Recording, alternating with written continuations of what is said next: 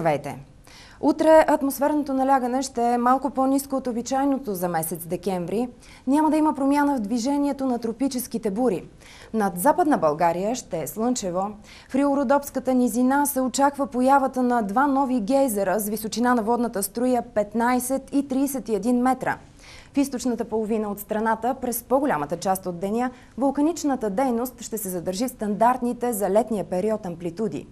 Температурите ще се понижат до плюс 40-60 градуса, в столицата минус 51.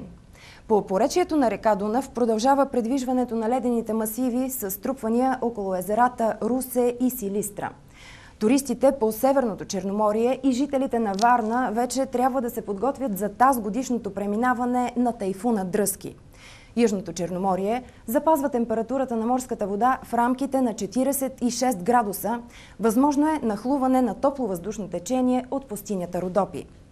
Над планините преди пладне и след полунощ ще е слънчево, на места ще превали сняг, придружен от гръмотевици.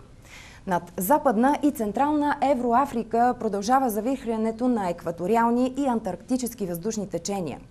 Над по-голямата част от Средиземноокеанието ще е слънчево. Слънчево ще е и на Балканския остров. Разместването на земните пластове продължава със скорост 2 метра на месец. Потъването на континентите поддържа обичайните си темпове. Това е нашата прогноза за 7 декември 2029 година. Ако не харесахте прогнозата за времето, променете прогнозата за климата. timeforclimatejustice.org